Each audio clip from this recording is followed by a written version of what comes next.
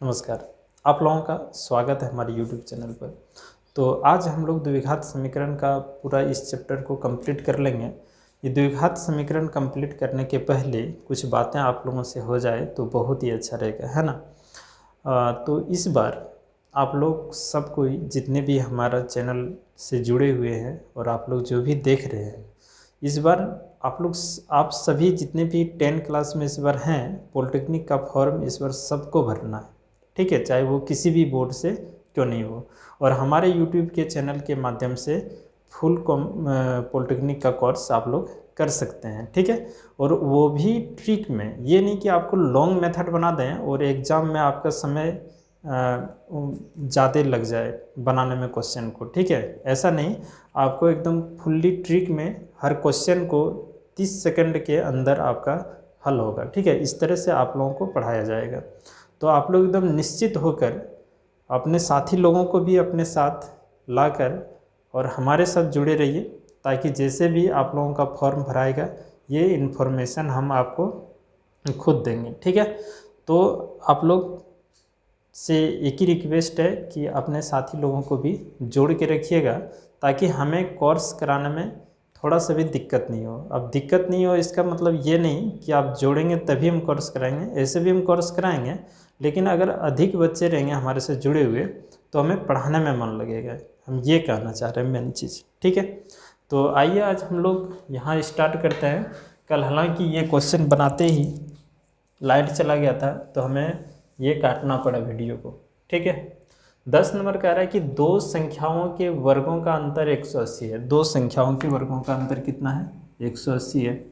छोटी संख्या का वर्ग, छोटी संख्या का, ये देखिए छोटी संख्या का वर्ग बड़ी संख्या है ना, बड़ी संख्या का 8 गुनी है। बात समझिएगा, बड़ी संख्या का कितना है? 8 गुनी है। तो सबसे पहले इसको दो भाग में बांट देते हैं ताकि हमारा जगह बच जाए। तो माना, है ना, देखिए माना, हम लोग मान लेते हैं, देखिए ये है तो द्विघात समीकरण, लेकिन इसको एक चर में बनाना पड़ेगा। हम लोग यहाँ अगर दो चर मान के और फिर उसको लास्ट में कन्वर्ट कर देंगे तो कोई दिक्कत नहीं होगा, आसानी से समझने में भी आपको आसान लगेगा, ठीक है। तो यहाँ लिखते हैं माना छोटी संख्या, छोटी संख्या हम लोग मान लेते हैं, छोटी संख्या हम लोग मान लेते हैं x, और बड़ी संख्या, बड़ी संख्या हम लोग मान लेते हैं y, ठीक है। अब प्रश्न में क्या कह रहा है?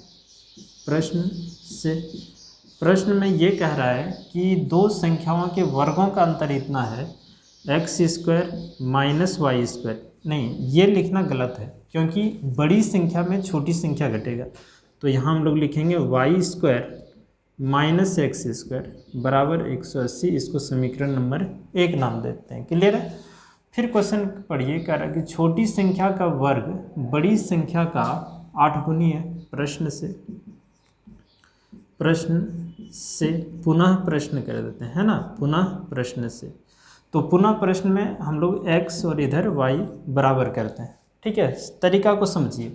x और y को बराबर करने के लिए हम क्वेश्चन को पढ़ते हैं कि कह रहा है छोटी संख्या का वर्ग, छोटी संख्या का, चलिए वर्ग मतलब स्क्वायर, बड़ी संख्या का 8 गुनी है। अगर इसका वर्ग कर दें तो इससे ये कितना गुना हो जाएगा? 8 गुना हो जाएगा।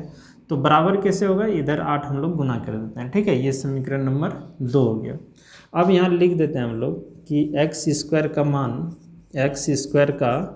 मान समीकरण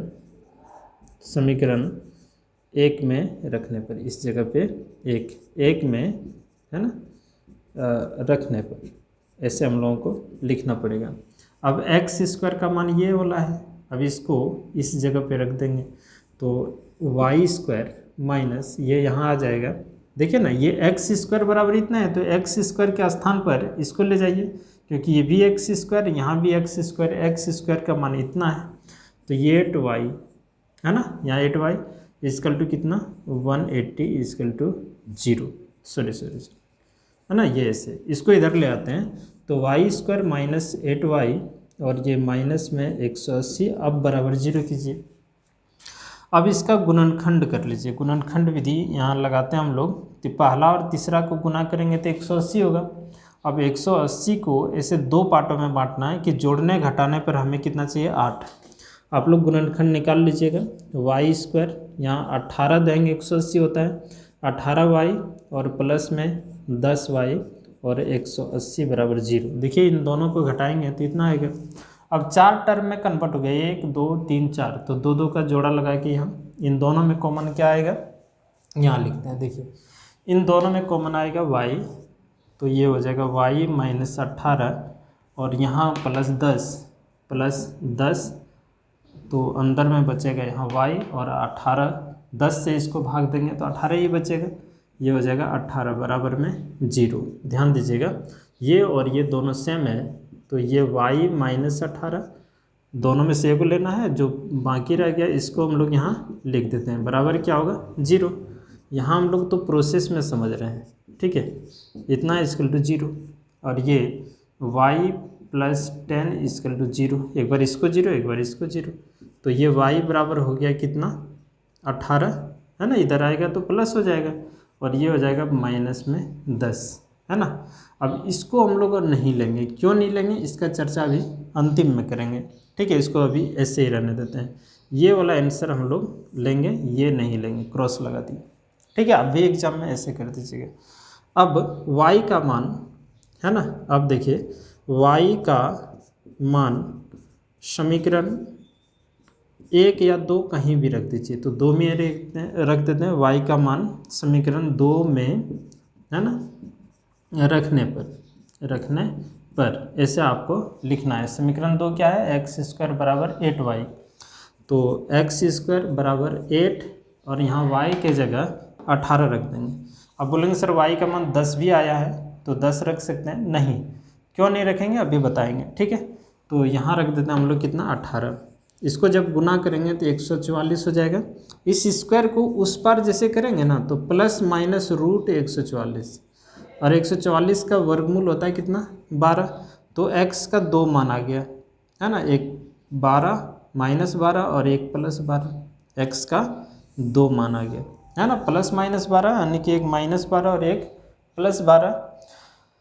आप बोलेंगे सर माइनस 10 क्यों नहीं रखेंगे, तो आप यहाँ देखिए बड़ी संख्या हम लोग y माने हैं और छोटी संख्या x, अगर हम लोग माइनस 10 लेते हैं तो ये छोटी संख्या हमारा कितना है 12 है ना, तो बड़ी से ये 12 से ये बड़ा होना चाहिए या नहीं, तो हाँ 12 से ये बड़ा होना चाहिए कि नहीं, इसीलिए हम लोग इसको नहीं लेंगे क्योंकि ये छोटी संख्या से भी छोटा है और हम लोग यहाँ बड़ी संख्या माने हैं y, तो y जो हम लोग माने हैं बड़ी संख्या ये माइनस 10 नहीं हो सकता है क्योंकि छोटी संख्या हमारा आ गया 12 है ना, और 12 से ये क्या है तो छोटा है। क्लियर है, इसीलिए हम लोग इसको नहीं लेंगे। अब हमारा यहाँ कह रहा है कि 2 संख्या ज्ञात कीजिए, दोनों संख्या, तो हमारा दोनों संख्या यहाँ आ गया, अतः छोटी संख्या हम लोगों का आ गया -12 और 12 प्लस 12। आप इसको एक साथ भी लिख सकते हैं ऐसे प्लस माइनस 12, और बड़ी संख्या छोटी संख्या ये भी हो सकता है, एक देखिए 18 से ये दोनों छोटा है तो ये दोनों आंसर आपका हो सकता है ना, और बड़ी संख्या हम लोगों का आ गया 18, ठीक है, ये हो गया आंसर। तो ऐसे आपको पूरा काम करना है, ठीक है, समझ में आ गया होगा आप लोगों को।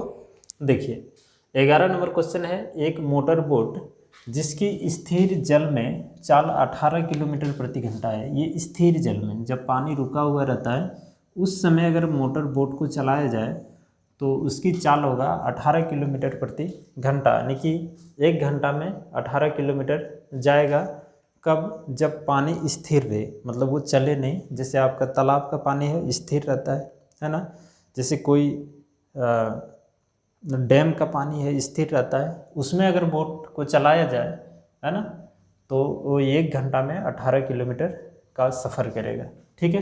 फिर कह रहा है कि 24 किलोमीटर धारा के प्रतिकूल का अर्थ होता है धारा का विपरीत, प्रतिकूल का अर्थ होता है धारा के विपरीत। अगर 24 किलोमीटर धारा के प्रतिकूल जाने में, फिर यहाँ लिखा है वही दूरी धारा के अनुकूल जाने की अपेक्षा, धारा के अनुकूल मतलब धारा के साथ साथ जाने की अपेक्षा 1 घंटा अधिक लेती है, तो धारा की चाल ज्ञात करें। ऐसे समझिए, मान लेते हैं ये कोई नदी है, ठीक है, ये नदी का पानी का प्रभाव है, ऐसे पानी इधर से चल रही है, तो ये धारा की चाल हमें निकालना है। तो धारा की चाल हम लोग x किलोमीटर प्रति घंटा मान लेते हैं, और एक नाव इसमें चलाना है। एक नाव बनाते हैं, ड्राइंग करते हैं हम, है ना, ये देखिए नाव बना दी, ठीक है, एक नाव है, इसमें चल रही है, और इसका चाल जो है ये 18 किलोमीटर प्रति घंटा है। ये कब 18 किलोमीटर, ये शांत जगह चल रहे उसमें, ठीक है। अब यहाँ सोचना है कि धारा इधर से अगर चलेगा तो हम लोग बोलेंगे इसको अनुकूल चाल, अनुकूल, ठीक है। अनुकूल कहने का मतलब धारा की दिशा में, और धारा का विपरीत चले इस डायरेक्शन में तो इसको हम लोग बोलेंगे प्रतिकूल, ठीक है, याद रहेगा। धारा की विपरीत दिशा में अगर चलेगा तो प्रतिकूल, और धारा की दिशा में अगर चलेगा तो उसको हम लोग अनुकूल बोलते हैं, ठीक है।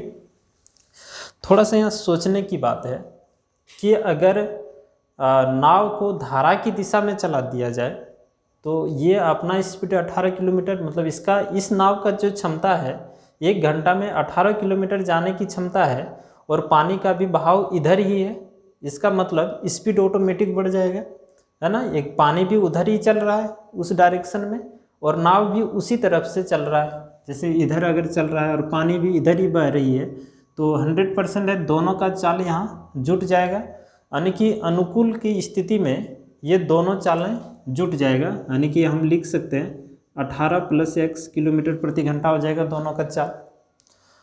अब यहाँ पानी इधर से बह रही है, और नाव अगर उल्टा चलाया जाए तो पानी का जो बहाव होगा उससे अधिक स्पीड से नाव चलेगा तभी बढ़ पाएगा। अगर अधिक स्पीड से नहीं चलेगा तो नाव तो पानी के साथ साथ बह जाएगा, है कि नहीं।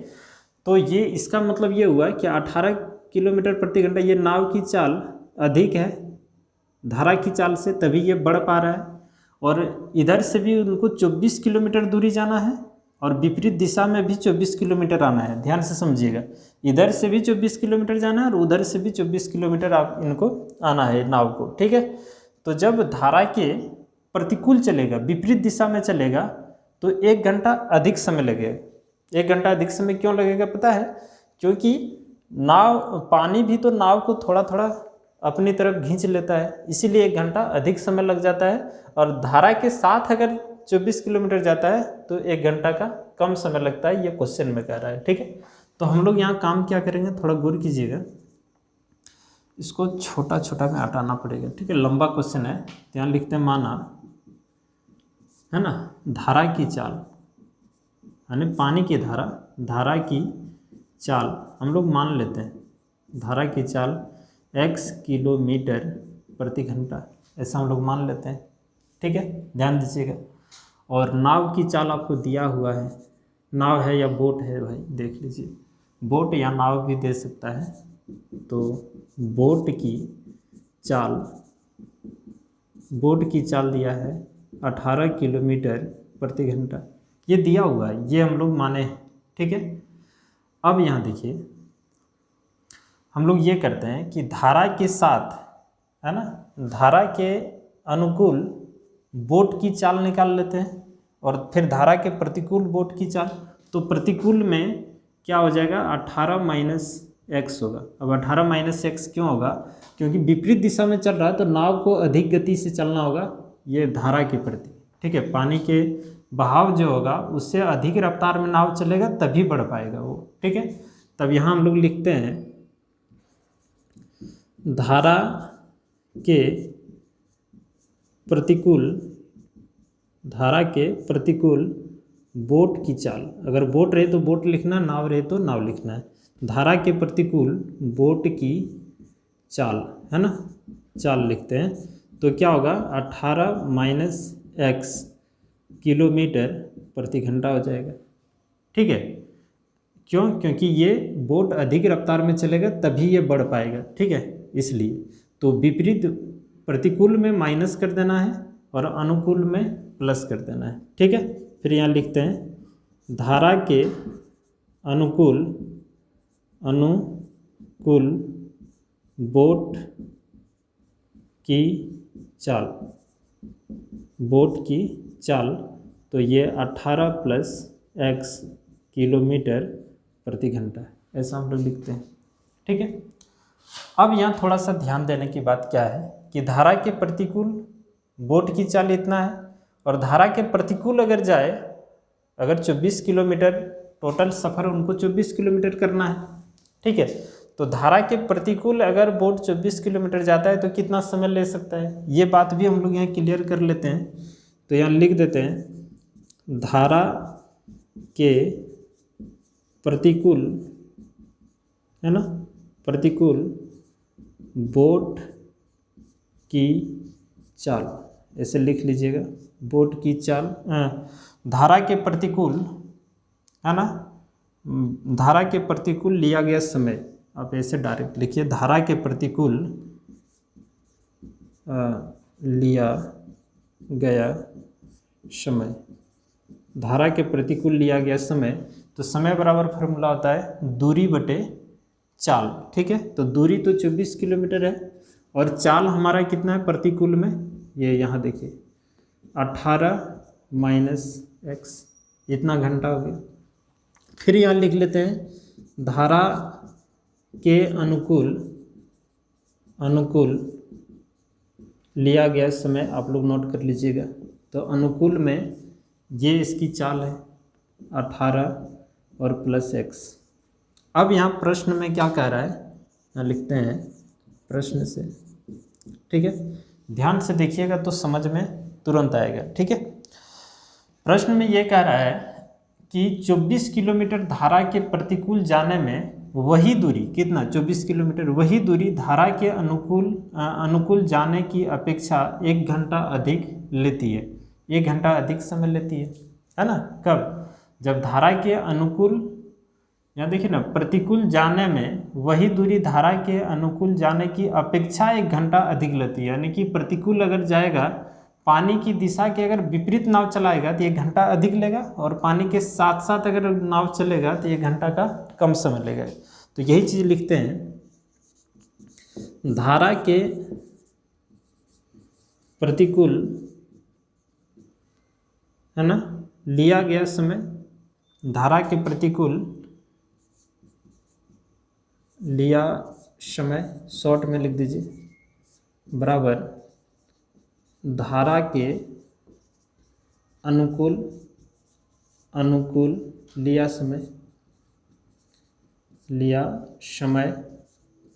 अब यहाँ दोनों को बराबर कर रहे हैं, तो ये 1 घंटा अधिक ले रहा है और ये 1 घंटा कम समय ले रहा है, तो इधर हम लोग एक जोड़ देंगे तो दोनों बराबर बराबर समय ले रहा है। ठीक है, अब धारा के प्रतिकूल लिया समय कितना है हम लोगों का, यहाँ देख लीजिए, इसको इस जगह पे पुट कर देंगे, तब यहाँ हम लोगों का लिखा जाएगा 24 बटे 18 माइनस x,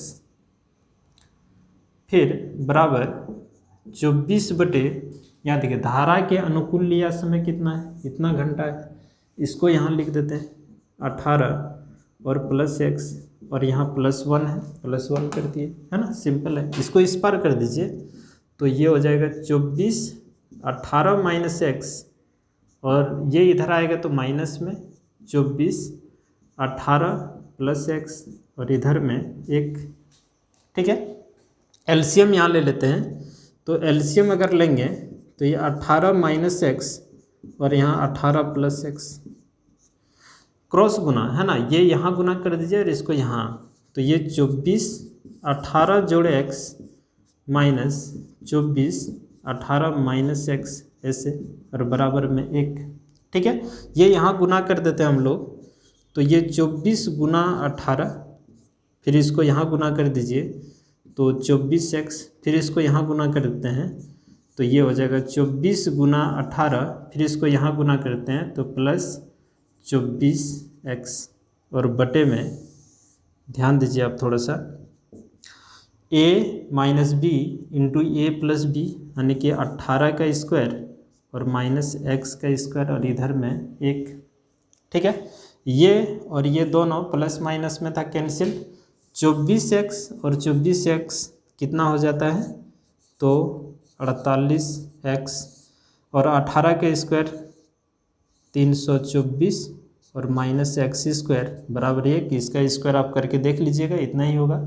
अब हमारे पास जगह ही नहीं है ना, तो आपको एक बार इसका स्क्रीनशॉट ले लीजिए आप, क्योंकि इधर हम अभी मिटाने वाले हैं, तो ले लिए होंगे आप लोग। चलिए देखिए, इधर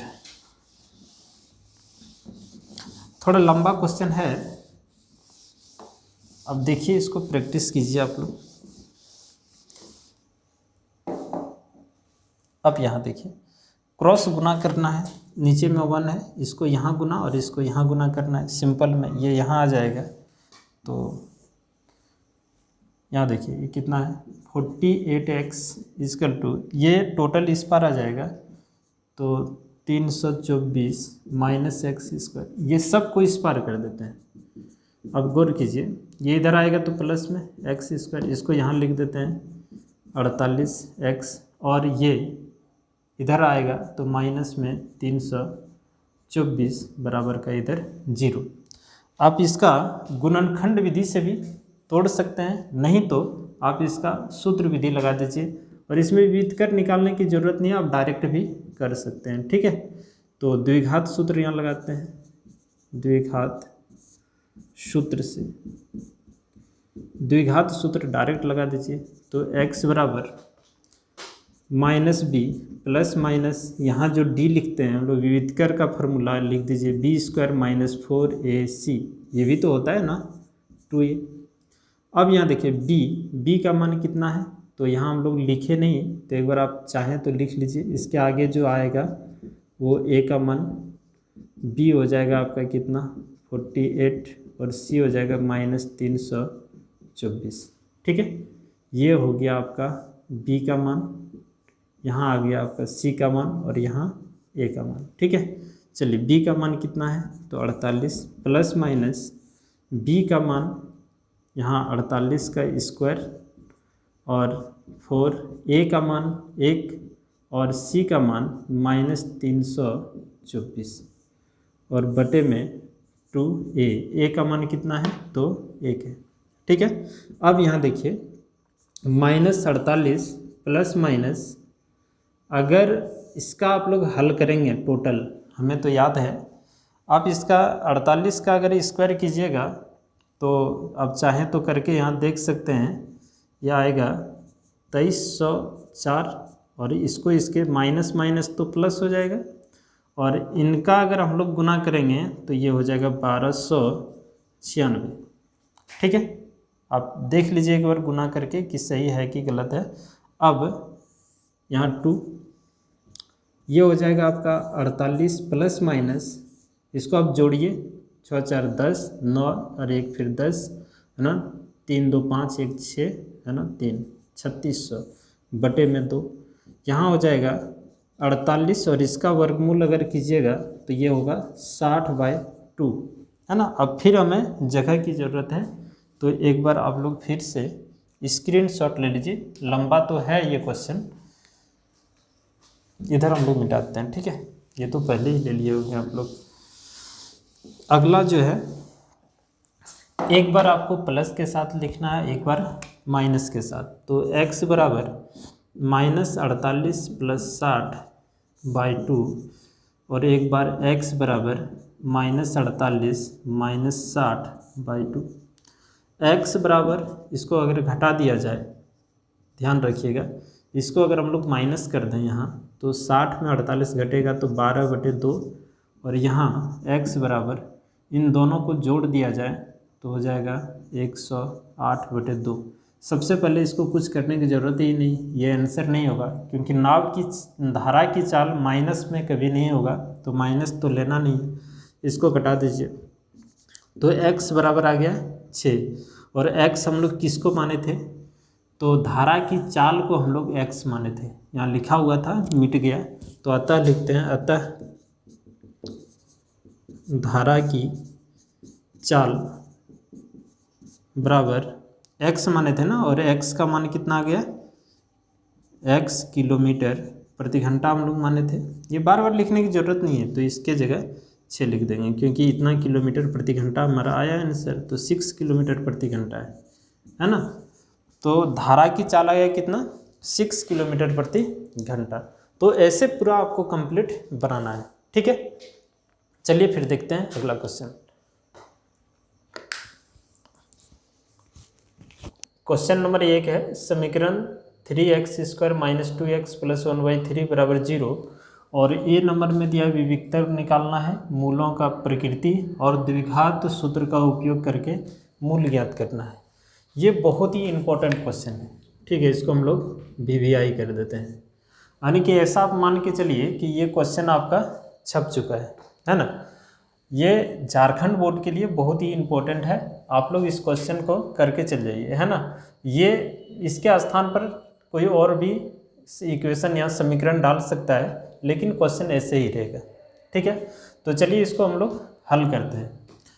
तो थोड़ा जगह चाहिए, इसीलिए हम लोग यहाँ लिख लेते हैं, यहाँ, है ना। हल 3x² 2x + 1/3 = 0। यहाँ से पहले इसको आप चाहें तो एक सरल रेखा में कन्वर्ट कर लीजिए, या नहीं तो ऐसे ही रहने देते हैं। तो यहाँ से सबसे पहले पहला नंबर हम लोगों का यहाँ जो क्वेश्चन है विविक्तर, है ना, विविक्तर हम लोगों को निकालना है। इसके लिए a निकाल लेते हैं 3, b का मान -2 और c का मान 1/3, ऐसे हो जाएगा, ठीक है। तो पहला क्वेश्चन हम लोगों का है विविक्तर का फार्मूला आपको पता होना चाहिए, d बराबर होता है b² - 4ac, ठीक है। तो यहाँ b² का मान -2, तो -2 का स्क्वायर 4a के स्थान पर 3, c के स्थान पर 1/3, ये 3 से 3 कैंसिल, और ये 2 का स्क्वायर हो जाएगा 4, और ये माइनस में 4, तो d बराबर हो गया, ये कितना आ गया आंसर 0। d का मान आ गया 0, तो ये मूल, है ना। चलिए d बराबर कितना आ गया 0, ये एक आंसर आपका यहाँ से क्लियर हुआ। फिर कह रहे मूलों की प्रकृति बताइए, b नंबर। जब d बराबर 0 आ जाए तो मूल की प्रकृति क्या हो जाएगा, मूल वास्तविक और समान, यही हो गया मूलों की प्रकृति, ठीक है। सी नंबर क्वेश्चन कह रहा है कि द्विघात सूत्र का उपयोग करके मूल ज्ञात कीजिए। तो द्विघात का फार्मूला लगा देंगे, b बराबर -b ± √d/2, ये है ना, सिंपल है। चलिए x का मान निकालना है, यहाँ -b और b का मान है -2, तो यहाँ हो जाएगा -2 ± d का मान 0, d का मान यहाँ देखिए हम लोग निकाल चुके हैं 0/2a, a के जगह पर 3 यहाँ रख देते हैं। तब x का मान निकालने के लिए इसको गुना कर दें, तो 2 ± ये 0 का वर्गमूल 0 ही होता है, और 3 दूना 6, ठीक है। अब गौर कीजिएगा x का 2 मान यहाँ से, x बराबर एक बार प्लस के साथ 2 + 0/6, और एक बार इतना जो करें इसी में लिख देते हैं ना, 2 - 0/6, तो x बराबर 2/6, है ना, इतना तो आना चाहिए, 2/6, ये दोनों कट जाएगा 1/3, और यहाँ भी हो जाएगा 1/3, तो x का जो मान आएगा 1/3, और यहाँ भी आ गया 1/3, ठीक है। ये आंसर, बात समझ में आ रहा है। मूलों की देखिए, मूल वास्तविक और समान होगा, यानी कि जो भी x का मान आएगा 2 बार एक ही चीज़ आएगा, यानी कि इसको आप चाहें तो अल्फा और इसको बीटा लिख सकते हैं, नहीं तो इसका कोई ज़रूरत नहीं पड़ेगा, आप ऐसे भी आंसर दे सकते हैं, ठीक है। चलिए अगला क्वेश्चन देखते हैं। देखिए 2 नंबर क्वेश्चन है, 3x² - 4√3x + 4 का विविक्तर निकालना है। अब मूलों की प्रकृति द्विघात सूत्र का उपयोग करके मूल ज्ञात करना है, ठीक है। तो यहाँ इक्वेशन आपको बदल सकता है, जैसे 1 नंबर में बताए उसी तरह से आपका 2 नंबर भी होगा, और अगला जो 3 नंबर है वो भी, ठीक है। तो करना क्या है, हल में हम लोग लिखेंगे समीकरण 3x², ठीक है, -4√3x + 4 = 0, a = क्या हो जाएगा 3, बी इक्वल टू -4√3 और सी बराबर क्या हो जाएगा 4। यहाँ से डी निकाल लीजिए, डी मतलब यही बीत कर निकल गया, ठीक है।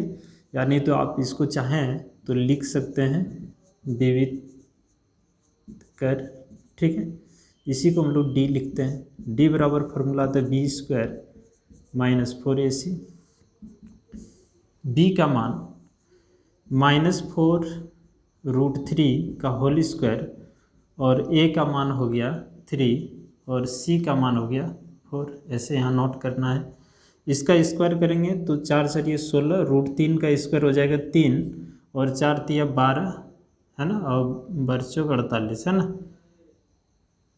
तो ये हो जाएगा आपका 48 और 16 तिया यहाँ 48 में से 48 घट जाएगा, यानी कि डी का मान आ जाएगा 0।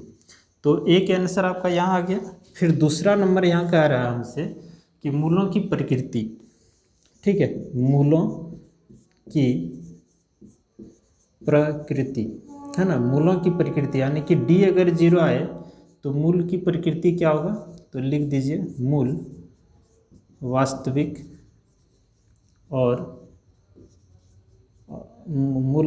और समान, ठीक है, ऐसा लिखना पड़ेगा आपको।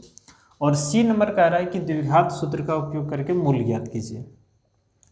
सी नंबर तब यहाँ लिख देंगे द्विघात सूत्र से ऐसे ही आपको बनाना है और बहुत ही इम्पोर्टेंट है ना, ये क्वेश्चन है आपके लिए।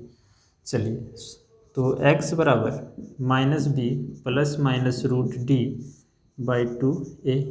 b का मान कितना है, तो b का मान 4√3 ± d का मान कितना आ गया है 0, यहाँ पुट करते हैं 2a, a का मान कितना है 3, लिख दीजिए।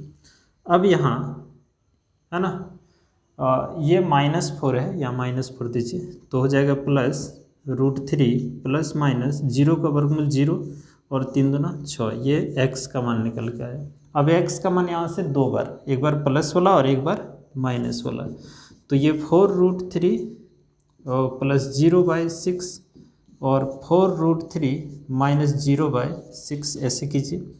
तो 4√3/6 और 4√3/6 इसको कटा देते हैं, इसको भी आप कटा लीजिए ऐसे करके। तो x का जो मान निकल के आया 2√3/3 और एक आ गया 2√3/3, ये हो गया मूलों की, है ना, ये द्विघात समीकरण का मूल जो बोल रहा है ये मूल हो गया आंसर। क्लियर है, इन चीज़ को आपको समझ में पूरा कंप्लीट आ जाना चाहिए, ठीक है। बहुत मुश्किल नहीं है लेकिन बहुत ही VVI है, इम्पोर्टेंट है क्वेश्चन, ठीक है। तो आइए फिर इसी टाइप एक और है, उसको करके देखते हैं।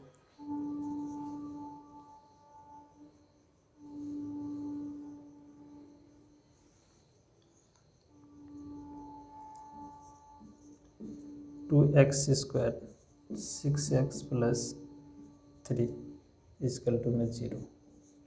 देखिए, चलिए देखिए, अच्छा आंसर अगर आपको मिलाना हो तो आप इसको यहाँ कटा सकते हैं। कैसे कटेगा, तो यहाँ गौर कीजिएगा, जैसे यहाँ 2√3/3 है, x का मान ये इतना आया है और ये फिर √3/3 लिखे हैं। 3 मतलब इसको यहाँ काट देंगे तो इसमें रूट आ जाएगा, क्योंकि 3 को हम लोग √3 गुना √3 लिख सकते हैं, ठीक है। और इसको भी काट दीजिए तो ये √3, तो x का मान 2√3 और एक हो जाएगा 2√3, है ना। आप यहाँ भी छोड़ सकते हैं, कोई दिक्कत नहीं है, ये भी आंसर आपका सही है। और या नहीं तो थोड़ा सा हल करके आप चेक कर सकते हैं, ठीक है। तो ये रहा हम लोगों का तीसरा क्वेश्चन, 2x² - 6x + 3 = 0। बस वही सेम काम करना है इसमें, जैसे अभी किए इसमें भी वही काम करना है सेम, ठीक है। एक भी जरा कोई अंतर नहीं है। चलिए हम करके दिखाते हैं एक बार। अच्छा, इसके बाद हम लोगों का AP है, अर्थमेटिक प्रोग्रेशन समांतर श्रेणी, इसके बाद ही पढ़ेंगे, ठीक है। और थोड़ा वीडियो लेट से हो रहा है तो ऐसा करेंगे कि कभी कभी 2 टाइम में वीडियो डाल दिया करेंगे ताकि वो जल्दी हो जाए आप लोगों का, ठीक है। चलिए इस क्वेश्चन को यहाँ नोट कर लेते हैं। 2x² 6x + 3 = में 0। a का मान हो जाएगा 2, b का मान हो जाएगा -6 और c का मान हो जाएगा 3। यहाँ से d निकाल लेंगे, b² - 4ac, b का मान -6 का स्क्वायर 4, a का मान 2 और c का मान 3। 6 हो जाएगा 36, है ना। 4 दूना 8, 8 तिया 24। तो इसको घटा देंगे, 12 आ जाएगा, यानी कि d का मान 12 आ गया। ये तो एक आंसर आपका हो गया, ठीक है। 1 नंबर में यही कह रहा है बीत कर निकालना है। दूसरा कह रहा है मूलों की प्रकृति। तो देखिए मूलों की प्रकृति d बराबर यहाँ 0 तो नहीं आया ना, 0 से बड़ा वैल्यू आया तो d बड़ा हो गया 0 से, तो ये हो जाएगा मूल वास्तविक और असमान। मूल वास्तविक और असमान होगा, ठीक है। यही मूलों की प्रकृति होगा। और सी नंबर द्विघात सूत्र से, द्विघात सूत्र लगा दीजिए। तो द्विघात सूत्र क्या होता है यहीं लिख देते हैं। द्विघात सूत्र हम लोगों का x बराबर -b ± √d/2a। अब x बराबर b का मान कितना है -6, तो यहाँ -6 प्लस माइनस d, और d का मान 12 यहाँ निकाल के रखें, यहाँ 12 रख दीजिए। 2a का मान कितना है, तो ये 2 है, ठीक है।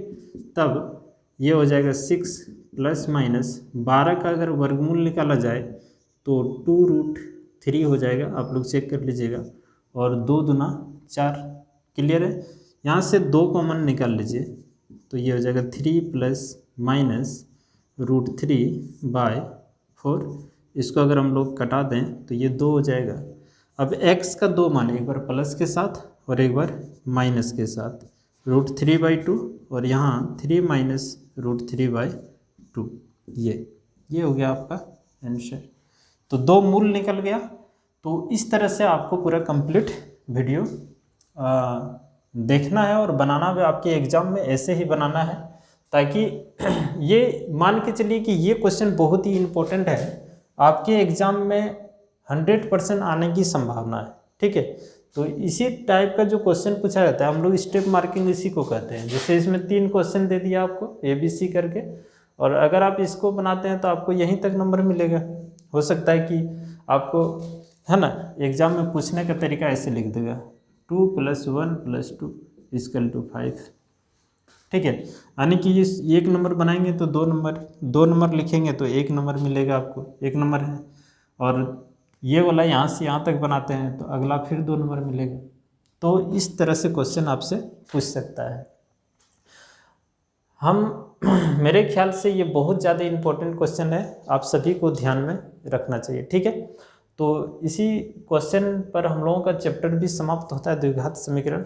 तो हम ये उम्मीद करेंगे आप लोगों से कि फुल चैप्टर आप लोग बढ़िया से रिवीजन कर लिए होंगे, ठीक है। और हमें नहीं लगता इससे बाहर आपका क्वेश्चन कहीं से आएगा। तो चलिए अब हम लोग अगले क्लास में जब मिलेंगे, ये समांतर श्रेणी यानी कि AP अर्थमेटिक प्रोग्रेशन पढ़ेंगे, ठीक है। अच्छा एक बात और, इस बार पॉलिटेक्निक का बैच ला रहे हैं हम लोग, ठीक है। तो पॉलिटेक्निक का बैच आप लोग फ्री में फुल कोर्स कीजिएगा। इसके लिए आप सभी जुड़े रहिए हमारे साथ, है ना। अनसब्सक्राइब, ये नहीं कि कोर्स ख़त्म हो गया आप अनसब्सक्राइब कर दें, ऐसा नहीं करना किसी को, ठीक है। तो लाभ आप नहीं ले पाएंगे। और यहीं से 11-12 का भी क्लास हम लोगों का स्टार्ट हो जाएगा, जैसे आप लोगों का मैट्रिक एग्ज़ाम ख़त्म होता है उसके 2-4 दिन के बाद ही, ठीक है। तो चलिए आज हम लोग यहीं तक रखते हैं। धन्यवाद।